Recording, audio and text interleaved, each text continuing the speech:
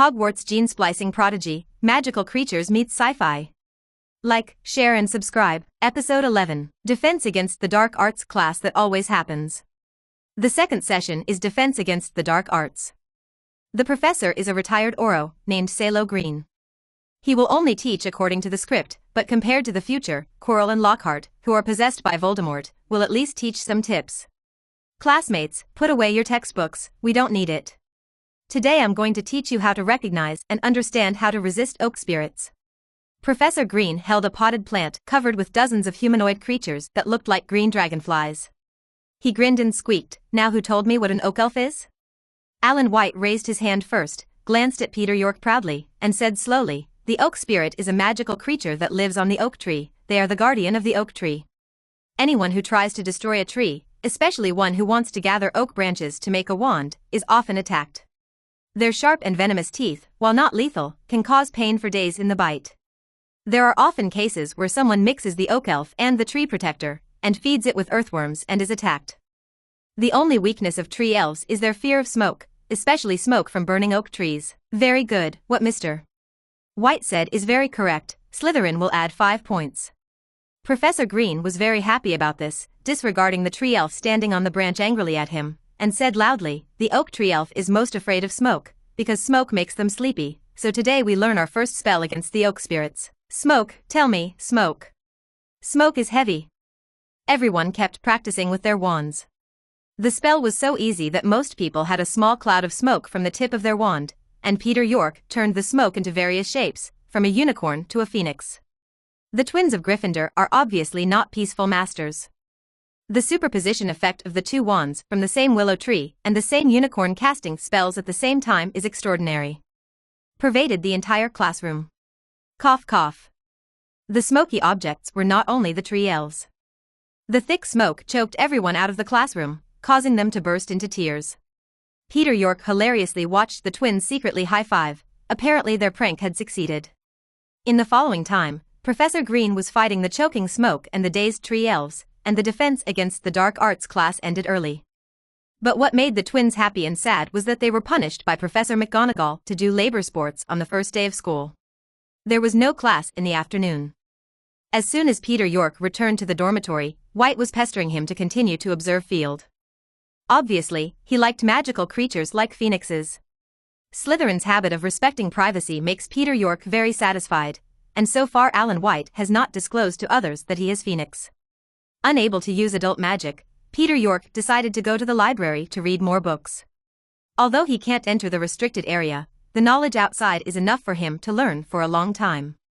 Voldemort, who had no background at the time, relied on the knowledge of Hogwarts to become a great wizard comparable to Dumbledore step by step. No one dares to mention his name. Suffice to say that Hogwarts is rich in knowledge. Most of the people in the library were Ravenclaw students, the rest were Slytherins and Hufflepuffs, and Gryffindor only had a few seniors. Peter York walked to the rows of books, carefully looked at the books on the shelf, and pulled out several spell books to borrow. "Peter, you're here too." A familiar voice called from behind Peter York, who turned to see Cedric Diggory of Hufflepuff. He looked very happy to see Peter York, and then read the thick book of spells in his hand, and said in amazement, "Peter, you should go to Ravenclaw, it's really stressful to read such a thick book." Peter York was also very happy to see the shy Prince Hufflepuff again. After registering the books he borrowed, he and Cedric went for a walk by the Black Lake. At this time, Cedric didn't have the confidence he had in the Triwizard Tournament, always showing a shy smile, a simple little badger. "Peter, didn't Slytherin bully you? I heard that they don't like hemp wizards." Cedric asked worriedly, looking around Peter, as if to see signs of injury from him. Obviously Slytherin's bad reputation is not only just in Gryffindor. "Don't worry, the people of Slytherin respect the strong, so as long as I win they won't bother me." Peter York felt warm about little Badger's concern, and told him about the chief battle last night, reassure him. "I didn't expect you to be so good, Peter." Cedric Diggory looked at him admiringly, making Peter York very useful. After a pleasant chirping, the big golden-red bird suddenly appeared on the lake and flew to Peter's shoulder. His pet phoenix will appear in front of everyone sooner or later, and has been seen by his roommate Alan White, so Peter York didn't mind letting Cedric see him, and called Field directly. Listening to Field complaining about his roommate White, staring at him like a hungry wolf, wanting to get something off of him at any time, made him shudder. Peter wanted to laugh. This proud phoenix was actually afraid people. It is said that Alan White's fascination with phoenixes is even more fascinated by Malfoy's Decora's fascination with dragons, and Field's life will not be peaceful in the future. Episode 12, On the Road Professor Snape, Confinement. Wow. Peter, you actually have a phoenix. Cedric Diggory exclaimed, his face full of disbelief. I think you are the only person in the wizarding world who has a phoenix besides Professor Dumbledore. How did you get him? My parents were Muggle biologists, and I hatched phoenix eggs when they were on an expedition to South America, Peter York replied with a shrug. My God, George, did I read it wrong? Yes, Fred, I'm hallucinating too. The twins of the Weasley family emerged out of nowhere, with identical faces, with the same exaggerated expressions. Peter actually has a phoenix. The two brothers exclaimed like a duo, staring straight at Phoenix Field. Field was frightened by the Weasley twins, who wanted to pluck feathers from it at any time, and shivered with fright. He rubbed Peter, and couldn't wait to disappear into everyone's eyes as a flame. Peter York felt helpless. Phoenix is too rare, from Ollivander in Diagon Alley, to his roommate Alan White, and then to the twins in front of him. All the blatant eyes made him want to hide Field. Seeing the phoenix disappear in front of them, Cedric and the twins sighed in unison, showing a reluctant expression. The four of them walked slowly by the Black Lake. Occasionally, one or two mermaids appeared on the lake. A huge octopus was lying on the shallow water. Fortunately stopped by Peter and Cedric. The twins are very adventurous, dragging Peter and Cedric to explore Hogwarts, climbing from the moving stairs to the 8th floor, and then finding some abandoned classrooms. The twins have always been interested. At the same time, Peter also received a reward of 3 points. The system reminds him that he has accumulated 31 points. This makes Peter very happy. The shy Hufflepuff obviously didn't know how to reject others, and even contributed to the position of the Hogwarts kitchen.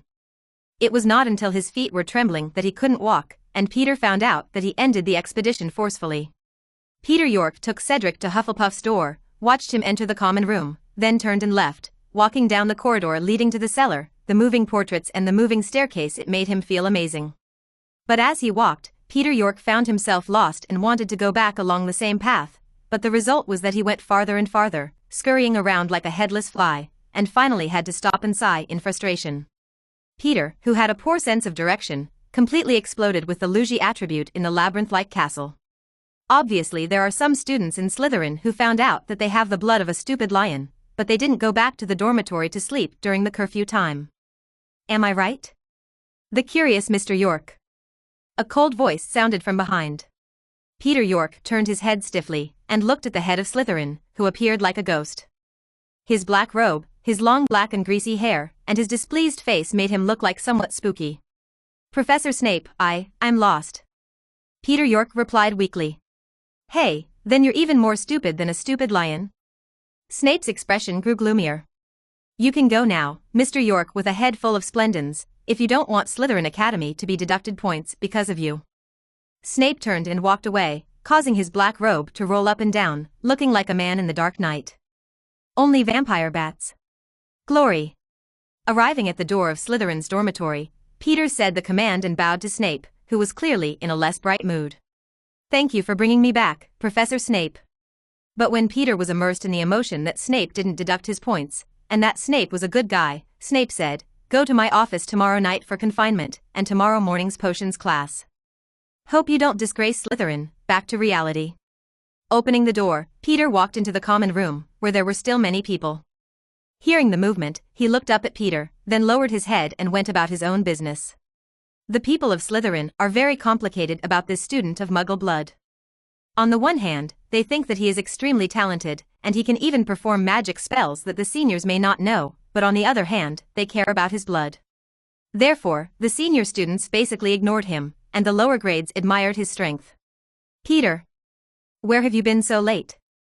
I'm worried that you will be taken away by Filch. Alan White ran over excitedly, dragged him into the bedroom, and wanted him to summon the phoenix who had disappeared all afternoon.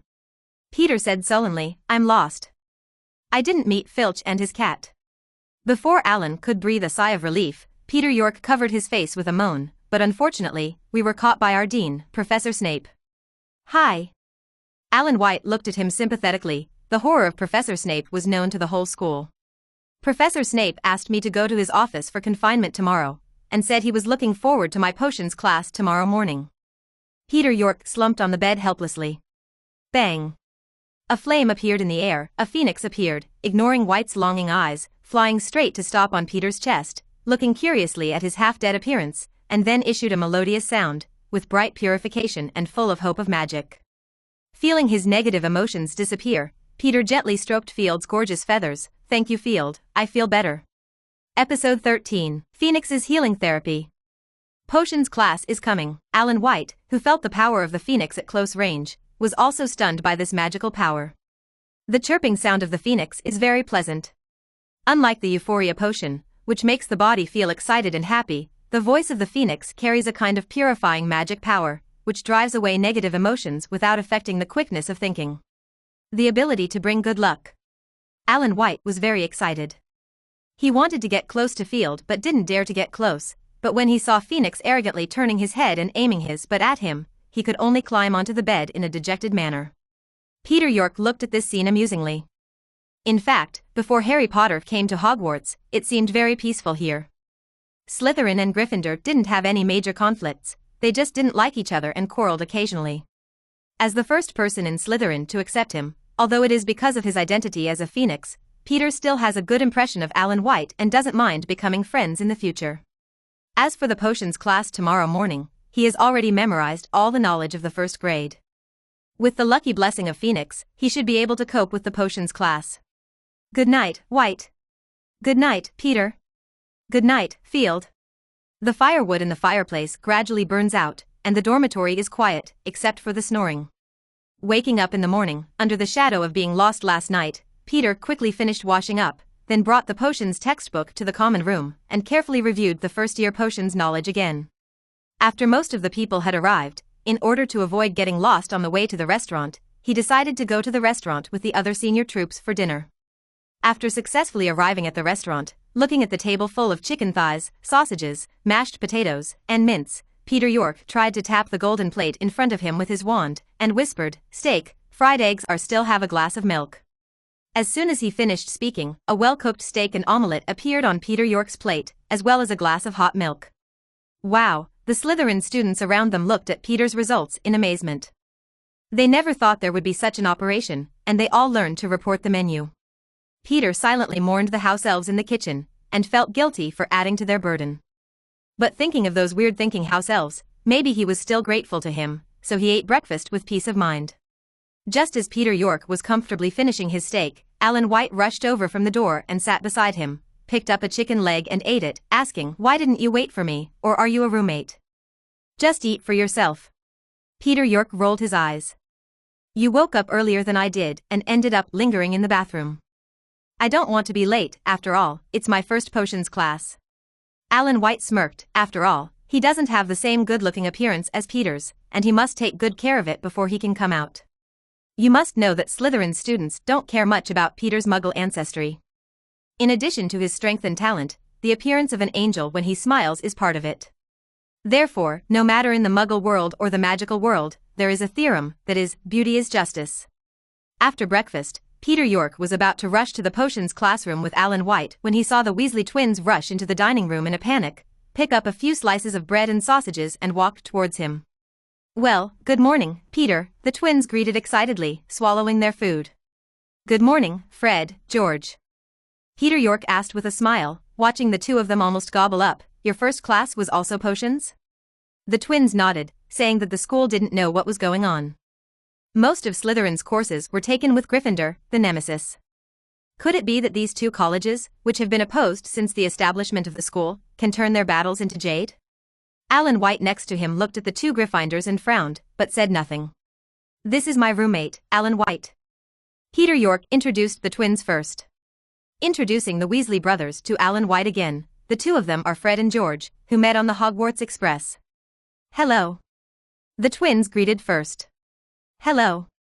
Alan White nodded, looking very reserved. While chatting, several people rushed to the basement where the potions classroom was located. The twins, who were both fearless and fearless, also began to quiet down as they approached the classroom. Apparently, Professor Snape's terrifying reputation was also well known in Gryffindor. Walking into the classroom, there are many glass bottles around the classroom. The bottles are filled with blue-green liquid. Some unknown animal organs can be vaguely seen soaked in the liquid, and some glass bottles are filled with blue-green liquid. Eyeballs that move. In addition, the potions classroom is built in the basement. The whole room is humid and dark, and it looks eerie. If you don't know that this is Hogwarts, you will feel that you have encountered the Dark Wizard's secret laboratory. For a while, the still lively voice gradually decreased, and they all found a place to sit down and waited quietly for the class. Peter York was sitting in the front row, knowing that Professor Snape was going to get into trouble for him later. And Alan White and the twins shamelessly abandoned him, and ran to the back to look at him sympathetically. Bang! After the students of the two colleges in the classroom were full, the gloomy door was suddenly pushed open, and the door panel creaked and groaned. Episode 14. Question: Professor Snape's poison spray skills. A slender figure walked in from behind the door, wrapped in a black robe, and on his sallow skin, a pair of indifferent eyes swept the students around him. Under the big eagle-like nose, the thin lips are pressed tightly, and with the long greasy hair, it is no different from the evil wizard in the Muggle story. Snape waved his wand as he walked to the podium, and the curtains around him closed, blocking out the sparse sunlight, making the classroom even darker, with only the dim light of the alcohol lamp causing the figures to shake. Snape picked up the roll call on the podium, slowly looked at the little wizards below who were stunned by his aura, and said in a low voice, "I will follow the roll call next, and the person who reads it will shout to make sure. No one dares to play disappear in my class. Angelina Johnson. Arrive. Fred Weasley. Arrive. Peter York. Arrive." Peter York hurriedly shouted that he didn't want to be caught in the wrong place again. Snape paused when he read Peter's name, then continued. After reading the list, Snape looked at everyone and said in a low voice, "You're here to learn the subtleties of pharmacy. Since there's no silly wand-waving here, many of you don't quite believe it's magic. I don't expect you to actually know this pharmacy. The beauty of it." At this moment, a fascinated expression appeared on Snape's originally indifferent face, and his calm tone fluctuated a little. "Think about it, when you simmer herbs in a cauldron, the potion slowly boils, and white smoke rises, and that liquid with incomparably subtle power, I can teach you how to confuse the senses, brewing honor, even preventing death, as long as you're not stupid." After saying this long paragraph, Snape looked at Peter York, who was sitting upright, suddenly showing a hint of ill will. "By the way, I want to select some students before the official lecture. Have you previewed in advance to see if you are hopelessly stupid?" Hearing Snape's words, all the students began to riot, especially the students who had not reviewed it anxiously and prayed not to be drawn, and the students who reviewed it also kept memorizing knowledge points in their minds. "Quiet." With a dark face, Snape called out to the person he was with, and then stared at Peter. "Peter York.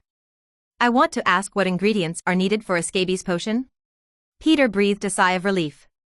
This was the content of the first-grade textbook, and he answered seriously. "A scabies remedy requires tentacled slugs, porcupine spines, and snake teeth, Professor." "Then what can I do with Frober caterpillar mucus, lavender, and valerian?" "That's a sleeping potion, Professor." "If I need bezoar, where can I find it?" "Bezoar has a detoxifying effect in the stomach of a cow."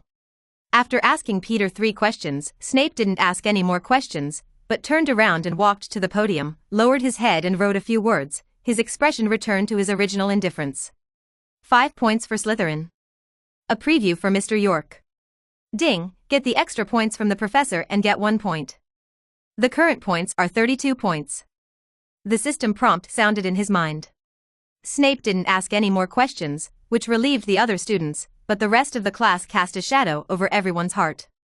During the process of making the potion, Snape wandered around all the students like a ghost, staring at every step of the students carefully with his empty eyes. The potion made in this lesson is what Peter answers to Snape's first question, a scabies potion.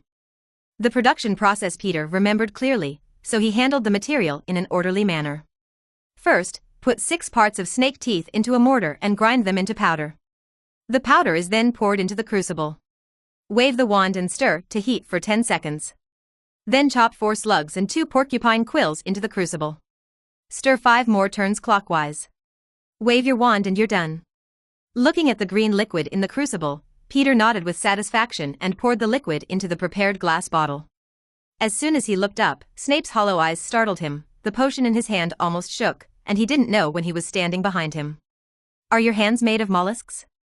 Peter York, you can't even hold a potion bottle," Snape said sarcastically. Then he picked up the finished scabies medicine and showed it to everyone. "Mr. York, the first one is finished, and the finish is better, 5 points for Slytherin. Ding, get the professor's praise, reward 1 point. The current point is 33 points. The system prompts." Snape put the potion that Peter had made and put it in a special place for storage, and continued to walk around staring at everyone. In addition to Peter, even Slytherin students were almost scolded again. In addition to being scolded, Gryffindor students were also severely deducted points. After class, the Gryffindors walked out of the classroom in dejection. Except for the Weasley twins who quickly returned to their quirky appearances, the two of them had a good talent for potions, and they were one of the few Gryffindors who didn't get deducted. After this potions class, Snape's reputation for terror spread once again, and his class became a nightmare for the students. Hufflepuff and Ravenclaw, who hadn't taken the potions class, took the potions textbook and memorized them over and over again. There was only one potions class in the morning, so after the class, Peter was about to go back to the dormitory with Alan White to rest when he was dragged to the Quidditch pitch by the Weasley twins. "George Fred, why are you bringing me to the stadium?" Peter York asked helplessly, looking at the twins who were driving by himself. The twins pretend to be mysterious. "It's a surprise. It's not fun to say it in advance." Episode 15, Quidditch Trials, Charlie Weasley. "Since we haven't finished exploring Hogwarts last night, let's start on the pitch today." When Peter heard the twins mention the exploration game again, he said with a headache, "Please, we have 7 years in the future, why should we finish exploring now?" Hearing the words, the twins looked at each other and smiled, then placed themselves on either side of Peter, and said proudly, "We'll talk about it later. Today we're taking you to see the most fun sports in the magic world." "I remember our flying lessons were on Friday, not today?" Peter York speculates, noting that there's nothing to see on the Quidditch pitch other than a grassy field, and that's all about flying lessons. "Could it be that you stole the broom from the school and wanted to fly ahead of time?" Peter looked at the twins in surprise. With what he knew about them, they could definitely do such a thing. How is that possible? The twins stared at Peter with the expression, "You've wronged a good person. We've only just come to Hogwarts, and we would never do such a dangerous thing. Otherwise, Mom will send us a roaring letter." But the twins rolled their eyes. "Thank you for the reminder, Peter. I want to fly with you when we get the broom next time." Peter rolled his eyes and didn't expect his guess. Instead, he suggested new ideas for the two live treasures, and quickly changed the subject. "Then what are you going to do with me on the court?" The twins no longer pretended to be mysterious, and dragged him into the Quidditch pitch, explaining, "Today is the day when the colleges select Quidditch players. Many students come to test, but there are many things to watch." Test? Peter York thinks of the only national sport in the wizarding world, Quidditch, the magic version of football full of bugs that rides on a broom and plays in the sky. Quidditch looks like a very passionate pember, but what the hell are seekers and snitches? The outcome of a team sport is determined by the seeker, who wins 150 points for catching the snitch, and the game is over. If the snitch is not caught, the game continues, no matter how long. Like in Harry Potter's story, when he was the fastest, he caught the golden snitch in the first 5 minutes to end the game. Then what are the others doing? It is also said that the longest game was that the two teams did not see the golden snitch for more than 3 months, and finally ended the game reluctantly. The rules of this game are completely irrelevant. So Peter has little interest in Quidditch, other than being curious about flying with a broom. He prefers to watch football games. He used to go to watch games when he has time, which is different from football clubs such as Arsenal, Chelsea and West Ham United supported by the nobles. Peter doesn't have a specific favorite team. Just like the masses in his previous life, he supported whichever team played well. This made Wales, the steward of Arsenal fans, and Christine, the aunt of Manchester United fans, very hard to see, and said that he was not a real fan. The Quidditch pitch is huge, surrounded by stands, and there are 3 50-foot-high gold poles on each end of the pitch, with rings on top of the poles. At this time, many people were flying around the sky on broomsticks, and more people were busy signing up for the test on the ground. There were students of different grades, and even 1 or 2 first-year students who wanted to mix into the registration team were arrested. Pulled out. The Quidditch teams of the 4 academies chose new teammates for the test today, and the test method was also very straightforward. Students fight together. The team consists of a goalkeeper, 3 chasers, 2 batsmen and a seeker. The players rotate their positions during the game and are hired if they perform well. Ravenclaw and Hufflepuff, and Gryffindor and Slytherin are the team's voluntary opponents in the Academy Testers 2-on-1 match. Peter York looked at the red and green students chasing the game on the field. He was very puzzled, and he didn't know what kind of complicated relationship Slytherin and Gryffindor had. According to the usual, two people hate each other. When choosing a competition object, they should choose other academies, but the people from the two academies chose each other by coincidence. But during the game, they fought very fiercely, and they all wanted to smash the opponent down, forgetting that this was just a trial match. Peter was taken to the Gryffindor registration venue by the twins, and a stocky red-haired man saw them, walked over, sat down beside the twins, looked at the pitch from time to time, and asked with a smile, "These two, how is the day at school, are you still used to it?" The twins waved their hands and said with a smile, "It's not bad, at least there's no mother's roar." Charlie smiled helplessly when he heard it, and turned his eyes to Peter, who was wearing the Slytherin Academy logo and was very conspicuous among the red Gryffindors. His eyes were surprised. "Looks like you've made new friends." The twins pulled Peter closer and introduced, "Charlie, this is Peter York, we met on the train." He turned his head and introduced to Peter again, "Peter, this is Charlie, the second child of our family. He is the seeker and captain of the Gryffindor Quidditch team, and he is in charge of selecting new players this time." Episode 16, Want to join Quidditch? Just stay. "Hello, may I call you Charlie?" Peter held out his hand first. "Of course, don't mind if I call you Peter too?" Charlie Weasley smiled, stretched out his hand to hold Peter and said cheerfully. Seeing Charlie glance at Peter's Slytherin school uniform, the twins said triumphantly to Charlie, "Peter is the first Slytherin friend we've ever made, so cool. By the way, Charlie, how was the test today?" Following Charlie's gaze, the twins looked at Slytherin and Gryffindor, who were competing fiercely, and asked curiously. Charlie shook his head and wiped the sweat from his face. "There are not many good ones. Some even ride their brooms unsteadily. We have to watch from the side, for fear of falling off the brooms and breaking my neck, and I almost died of exhaustion. Then there must be a shortage of people in your team. Can the two of us join the Quidditch team? George and I can be batsmen. You know our level. Don't even think about it, you are only first graders." Charlie looked serious. "If you can pass the assessment in the second grade, I will allow you to join the team. There are always exceptions, aren't they?" The twins winked at Charlie's cuteness and continued, "You are our older brother, and this problem is easy to solve, isn't it?" Peter looked at the twins playing cute and laughed very happily. Charlie was so embarrassed that he put his hand on a younger brother who was rubbing hard against him, and said angrily, "It's because you are my younger brother, so you have to be more strict. Before school started, my mother told me and Percy to take care of the two of you. Save the trouble. Oh, nasty mom, take care of us when we get to school." The twins pouted in disgust. "That's the two of you restless," Charlie said sternly, glaring at his two younger brothers again. "Yesterday Mom wrote to me, saying that before you left home for school, Ronald's bed was stuffed with goblins. Turned into a spider, Ronald is too scared to go back to bed these days." When the twins heard this, they sang happily, "Oh, our poor baby Ronald, the poor ghost of spiders." Charlie was even more angry when he heard the twins' words, pointed to the two brothers and said, "It's not the two of you who did it.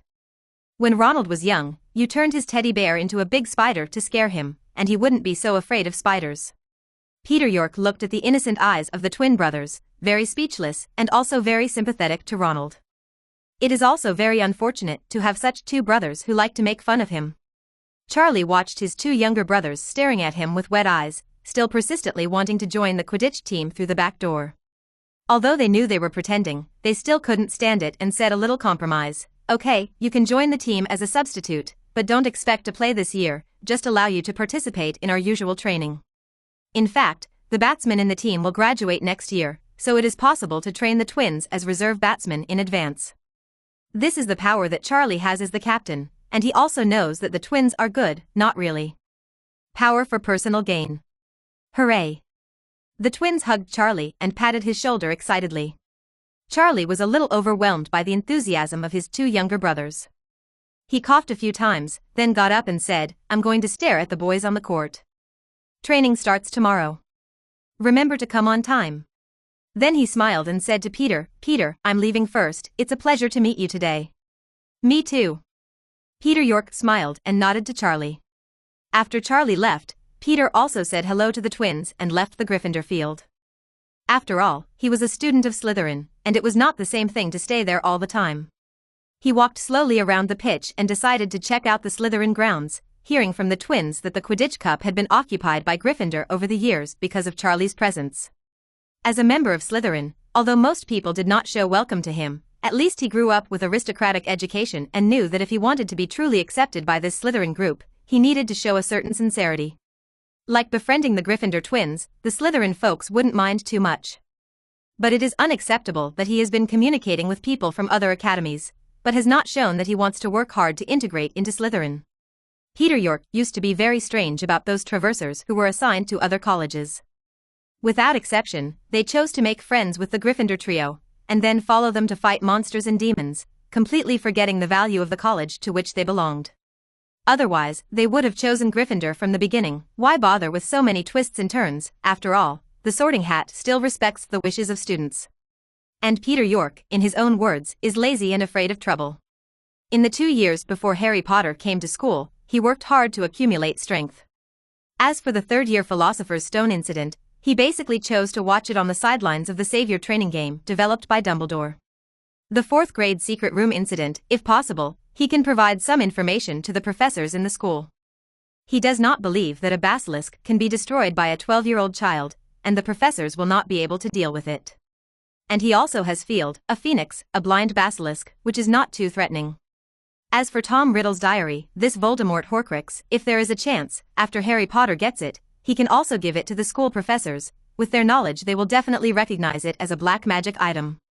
Episode 17, The Stadium Melee. Peter's block. In short, his purpose is to leave everything to adults. Looking at what happened in the early days of Harry Potter, I could have explained things clearly to the professors in one sentence. These bear children will always break out into personal heroism, and then heedlessly face enemies that are countless times stronger than themselves. Luckily defeated the enemy under the aura of the protagonist. But Peter York is not sure that he also has the aura of the protagonist, so when he does not have enough strength in the early stage, he will choose to stay temporarily. As for the final decisive battle, if he can't escape, he will also choose to shoot. After all, since the appearance of his variable as a transmigrator, Voldemort can no longer be expected to be bounced back by his own death curse like in the original book, and then he will be lucky to win. Thinking of this, Peter couldn't help but feel a sense of urgency in his heart. The magic power he has now is almost comparable to that of an adult wizard, but he has not been trained. It's a lot of mana output rather than skill, which would be a big disadvantage in a wizard duel. Peter! Peter! A few shouts woke Peter from his musings. Here, look up! Peter! Cedric Diggory was riding a broom and beckoning from above. Following the sound, Peter saw Cedric in the sky, blushing and sweating excitedly, waving his hands in the sky, as if he was still holding something in his hand, and turned around and flew towards him after seeing him. In the blink of an eye, Cedric flew to Peter's side, flush with the stand, and excitedly said to him, "Peter, I joined the Quidditch reserve, and I will be the seeker for the Hufflepuff team from now on." Seeing the snitch in Cedric's hands, Peter York was very happy for him and said, "Congratulations, congratulations, Cedric, it seems Hufflepuff has found a great seeker." The students at Hufflepuff Academy below also cheered, as if cheering for Cedric. Peter looked at Cedric, who was in high spirits at the moment, and already had a bit of the demeanor of Prince Hufflepuff, who could represent Hogwarts in the Goblet of Fire in the future. "Thank you, Peter." Looking at Peter York's sincere eyes, Cedric instantly returned to his shy look. After agreeing to watch the Quidditch match together, the two separated, and Peter York continued to walk towards the Slytherin area. Slytherin's venue is mainly filled with seniors, and the first-year students are only Peter, who has just arrived. After everyone glanced at him, they continued to stare at the testers who were fighting with Gryffindor in the sky. Although they did not roar as much as the opposite Gryffindor, they all clenched their fists and cursed the sky above. Gryffindor gets knocked off a broomstick by a fiery bludger. Judging from the fact that this is just a trial for the team to select new members, Slytherin and Gryffindor are already so fierce, it is difficult for Peter to imagine the official game, how fierce the fight will be. The competition became more and more intense, and all the participants showed their abilities and tried their best to express themselves. But after a Slytherin batter accidentally hit a Gryffindor player with his bat, the scene fell into chaos, and the furious Gryffindor rushed into Slytherin's team, kicking, and the two sides suddenly fell into a melee. Peter looked at it in a stunned manner, and Charlie, who had been smiling honestly across from him, suddenly fell into a rage, and rode his broom into the sky. Terence Warrington, the captain of Slytherin on their side, followed closely into the chaotic air. Then the two sides immediately fell into a group fight. You kicked me, I kicked you, and the Insidious even used a bat as a weapon, or grabbed the tail of the opponent's broom in an attempt to make him fall. Looking at the scene in front of him, Peter York felt a little speechless. How could a good selection of newcomers turn into a group of martial arts? Slytherin and Gryffindor students who can ride brooms on the ground almost all flew into the sky to participate in the battle. Peter even saw the twins, riding brooms and holding bats to the back of the head. Peter looked at the dangerous actions of the two sides in the air, and was very worried that someone would fall, but both sides were red-eyed and had no scruples about each other. As Peter feared, a Slytherin student, who was hit by a violent bludger in the shoulder and fell off, was teetering in the air clutching a broom handle with one hand, and the other melee players didn't notice his condition. Peter was startled. He tried to use the levitating spell to save people, but the distance was too far to reach. Seeing this critical situation, without thinking, he picked up a broom on the ground and rushed into the sky. When he turned into a phoenix form, he felt the joy of flying, and felt that the whole sky was his private place, and he could fly as he wanted. Now riding a broomstick is another experience. It's just that Peter has no other thoughts now. The phoenix's flying instinct allows him to easily control the broom, approach the person who is about to fall at the fastest speed, and grab his back collar in the last lesson. Sounds loud. Peter grabbed the Slytherin student who had just fallen with one hand, and held his wand to his throat with the other, chanting the spell. Hurry up, the professor is here. Under the influence of the spell, Peter's voice vibrated in the ears of many people like a super loud sound, causing everyone to stop instantly. Episode 18, Deduct 500 College Points. Acceptance of Slytherin. Peter wasn't lying, because Hufflepuff students had just called to the professor, and now a somber-faced Snape and a disappointed-faced Professor McGonagall were standing on the sidelines. When all the people involved in the fight came to the professor obediently, Professor McGonagall was trembling with anger. I have never encountered such a thing. It was actually two college students fighting. This kind of rudeness completely makes the college ashamed. Quidditch is a sacred and fair game, and it turns out to be the reason for your fights. I think schools may no longer be suitable for Quidditch events. Snape, who had never been fond of Quidditch, nodded in agreement. No, please, Professor McGonagall. Charlie Weasley and Slytherin Captain Terence Warrington pleaded upon hearing that Quidditch would be cancelled, and others who loved Quidditch begged not to. Mr. Weasley and Mr. Warrington, I am very disappointed with you too. Professor McGonagall looked at the two with a blank expression. As the captain of Gryffindor and Slytherin, not only did you not restrain your team members, but you also participated in the fight, which is very serious. In view of this, all students involved in the fight will be locked up, and you will have 500 college points deducted for this. Whoa! There was an uproar on the field. Hogwarts had never deducted so many points at one time in the past 100 years. The scores of the two colleges were deducted into negative numbers, and there were still a large number of negative points. All the students panicked and were beaten down. Even the quirky twins looked like eggplants. They were about to lie down in minutes. And confinement. As for Mr. York. Professor McGonagall looked at Peter York, who looked uneasy, smiled a little, and said, You were able to rescue your classmates in time when they were in danger, and also stop the fight, which makes me proud. This rewards you with 50 points. Thank you, Professor McGonagall. Peter breathed a sigh of relief. Snape, who was beside him, softened his face slightly to Peter, and turned to look at the Slytherin students gloomily. I think you obviously forgot Slytherin's code of conduct 100 times, due next Monday, do you remember it? The Slytherin students nodded, remember. Professor Snape. Slytherin and Gryffindor students fought on the Quidditch pitch and were deducted 500 points. Ravenclaw and Hufflepuff, in particular, are even more excited, because this school year's Academy Cup has eliminated two of the top contenders ahead of schedule. Peter York followed Slytherin's team back to the dormitory. The black gemstones representing negative numbers in the scorer in the common room were very striking. In previous years, the final score of the Academy's Academy Cup was not as much as deducted this time. Prefect Chris Jones was sitting on the sofa by the fireplace, looking sternly at the Slytherins who were bowing their heads and admitting their mistakes. Look at you, self-proclaimed noble, shrewd, just a bunch of reckless and impulsive griffins. Many. I won't say anything more. Since it's because of Quidditch, then I hope that the Quidditch Cup this term will not appear in the cabinets of other houses. If you can't get the House Cup, win the Quidditch for me. Odd cup, can it be done, eh? It can be done. Captain Terence Warrington shouted in unison with the team. Chris Jones turned his head to look at Peter York, who had been silent since he came in, showing a satisfied expression. As the only Muggle wizard in Slytherin, Peter showed strength beyond his peers from the moment he entered the academy, which made the seniors pay attention.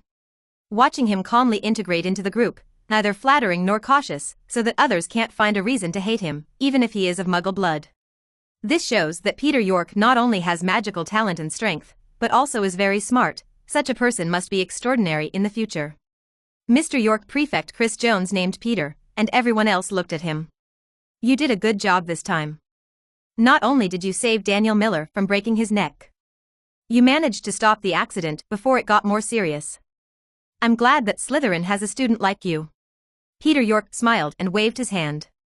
He knew that after this incident, he was successfully integrated into the Slytherin group, and there was no longer a vague sense of distance. The student named Daniel Miller, who was rescued by him, also stepped forward with a grateful face and reached out to hold his hand and said, "Thank you, Peter York. If it weren't for you, I would have been smashed badly." "You're welcome," Peter replied with a smile. Ding, get the approval of the professor and classmates, and reward 2 points. The current points are 35 points. The system prompts.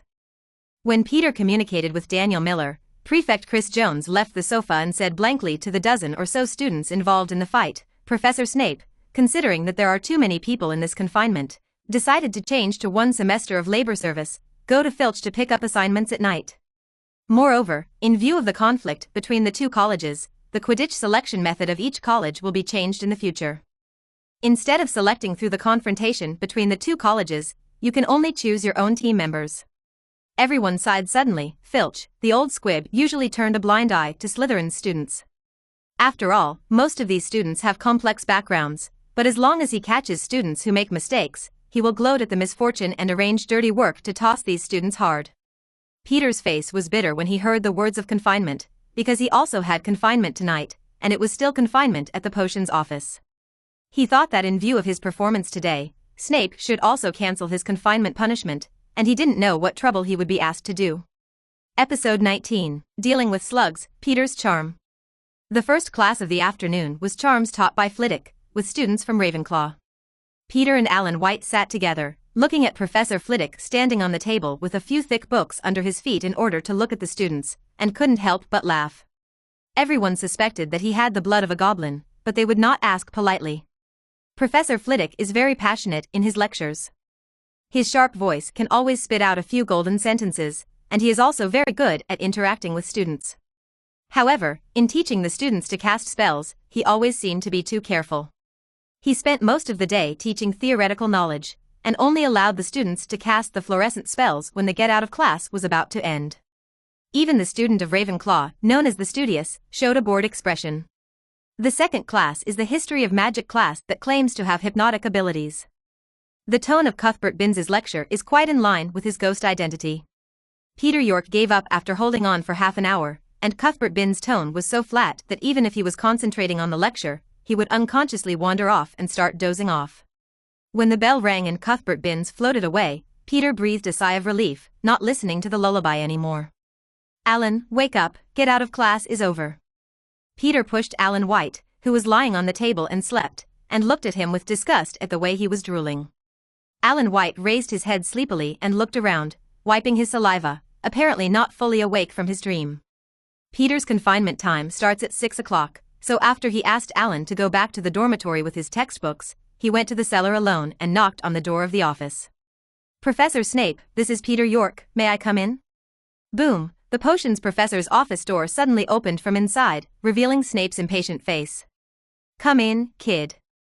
Pulling Peter in through the door, Snape pointed to the wooden bucket full of slugs on the ground and said, "Take it off, this is your job tonight, when will you be done?" "Time to go." Peter looked at the slugs in the barrel. The sticky green ones were disgusting, and he was glad he didn't eat his lunch at the moment, otherwise he would definitely vomit. There are many slugs, and his task is to clean up the mucus and impurities on the surface of these slugs, and then put them in another tub as the raw material for the potion. Peter endured disgust and picked up the dragon leather gloves on the chair beside him, put them on his hands, and squatted down to start cleaning the slugs. Snape, who was frowning and lowering his head to correct his homework, gave the student a T on the parchment homework, which means terrible, and looked up at Peter, who was seriously dealing with the slug, with a satisfied look on his face. In the past, those students who came to confinement were always frightened by his gloomy expression.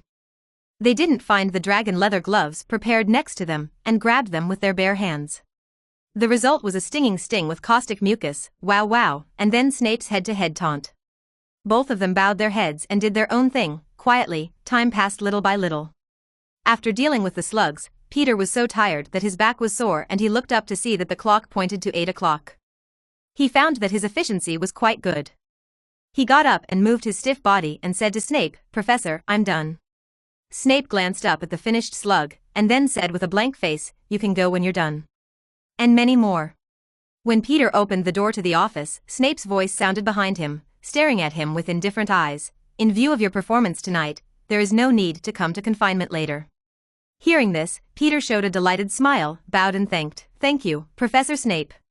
Snape didn't respond to Peter's thanks, just snorted, bowed his head and went about his business.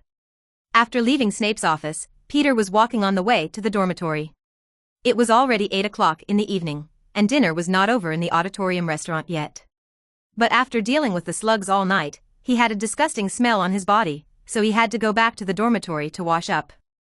After tossing around in the bathroom for a long time, Peter finally came out slowly, picked up a bottle of lavender-scented perfume, sprayed it again, put on a new school uniform and walked out of the dormitory. There were already some people gathered in the common room. After Peter came out, the eyes of those who saw him lit up, with expressions of amazement and admiration. Peter, who had just finished bathing, had his blonde hair combed back evenly, revealing a smooth forehead, and his body after being transformed by the blood of the phoenix tended to be perfect. The skin is delicate and snow-white, there is no mole or freckles on the handsome face, and the pale golden eyelashes are like scallops, covering the blue eyes. The bridge of the nose is straight with a hint of an eagle hook, the warm and full red lips are pressed into a crescent moon, and a faint smile is revealed, making the whole room seem to see Cupid, the god of love, in an instant. "Wow." Alan White squeezed through the crowd and said with a startled expression, "Peter, you are so beautiful now." Episode 20, Beauty is Justice. Hogwarts Kitchen. Peter rolled his eyes at him. He always revealed a peculiar and elegant temperament, so that others would not pay too much attention to his appearance. Therefore, although people who met Peter knew that he was handsome, they would not be surprised. Feel. Tonight, Peter, exhausted, took a comfortable bath in the bathroom and removed his armored shell in vain, causing a sensation in the common room. Alan White pulled Peter up the stairs and walked straight to the fireplace, with girls constantly greeting Peter along the way. "Hello, Peter." "I'm Alice Sharp. Peter, you look great." "Hello." Passing through the crowd, Peter York sat down a little confused and exclaimed, "I never thought I would be greeted by so many people, it's unbelievable." "Humph, who made you have a popular face? If you weren't too young now, there would definitely be a lot of beautiful senior sisters who want to be your girlfriend," Ellen White said jealously. Peter ignored this precocious roommate. Shouldn't all 11-year-olds focus on playing? Knowing so many things, let him live in his 20s in his previous life, and now he is in his 30s. How can a middle-aged uncle who has never been in love live? Peter didn't sit much, his stomach was still empty and the school dinner was over again, so he was looking for something to eat. Out of the Slytherin lounge, Peter moved down the hallway towards Hufflepuff's dormitory, remembering the route to the kitchen thanks to previous explorations with the twins and Cedric. The Hogwarts kitchen is located near the Hufflepuff dormitory, on the second floor, so there is no need to take the stairs that change at any time. After a while he went down the marble staircase, turned left, and came to the end of a wide stone corridor, where he found a picture of a silver bowl full of fruit. Scratching the pear in the painting, the pear giggled and turned into a big green handle. Peter grabbed the door handle and pulled it, then walked into the door that appeared. "Hey Peter, why are you here?" A figure was sitting on the long table in the kitchen, looking at Peter who suddenly appeared in surprise. Peter was a little surprised to see Cedric in the kitchen with a stack of snack cakes on the table.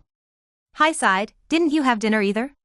When Cedric Diggory heard the words, he instantly became hesitant, and his eyes were evasive, but he didn't look at Peter. No, our academy is hosting a gala dinner in the common room, so I'm here to get some food." "Oh, is there anything pleasant? Tell me about it." Peter York looked at Cedric's veiled expression and instantly became curious, but he wanted to tease him even more, and said deliberately, "Aren't we friends? Share with me if you have good news, I'm only one night all locked up with Professor Snape, missed dinner, bad luck. The pure Prince Hufflepuff couldn't help teasing, blushing, and said a little embarrassedly, didn't Slytherin and Gryffindor fight with more than 500 points deducted today, so only Ravenclaw can compete with us for the Academy Cup, and our Academy is currently ranked first, so the seniors want to celebrate. Peter's face was embarrassed. He didn't expect that these little badgers would have a dark side, and they would openly celebrate the deduction of points from other colleges and the friendship between the colleges. After a moment of silence between the two, the appearance of a house elf broke the awkward atmosphere. The elf controlled a ball of muffins floating in the air and put them in the box prepared in front of Cedric. The smell of the muffins reminded Peter of his purpose here. The house elves at Hogwarts were not as miserable as Dobby at the Malfoys. They all wore a clean square with the Hogwarts logo embroidered around it. In addition to the bat-like ears, slender nose and dead wood-like limbs that are unsightly, they have been serving Hogwarts for generations. The wizards have 3 meals a day, laundry and cleaning, etc. These hardworking the elves are in charge. According to the records of the history of magic, these house elves were the races of slaves who were conquered by wizards in ancient times. They became an ancient and wealthy wizarding family by inculcating the enslavement thoughts of serving wizards and obeying wizards' orders from generation to generation. A slave, who undertakes all household chores, is bound by the master, and is tortured by the master's whipping at any time, and his status is low.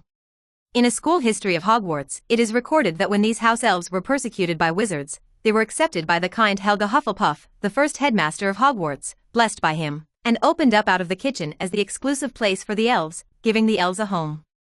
So the house elves in the kitchen have lived here for generations, exchanging their labor for the blessing of Hogwarts, and being loyal to Hogwarts, the school of magic, and allowing the castle to remain the same after 1,000 years. Standing by the Black Lake. Mr. Diggory, the supper you asked us to do has been completed. What else do you need us to do? The house elf asked in a shrill voice with anticipation. He hoped that the little wizard would need more services. No need, these are enough. Cedric replied somewhat bewildered. He was still ashamed of his college's celebration of other people's deductions, especially in front of Peter, who was regarded as a friend, worried that Peter would stay away from him. When the house elf heard the words, he became instantly lost, and his skinny body smaller than the goblin turned to Peter and looked at him expectantly. Mr. Wizard, do you need Chi-Chi to do something for you?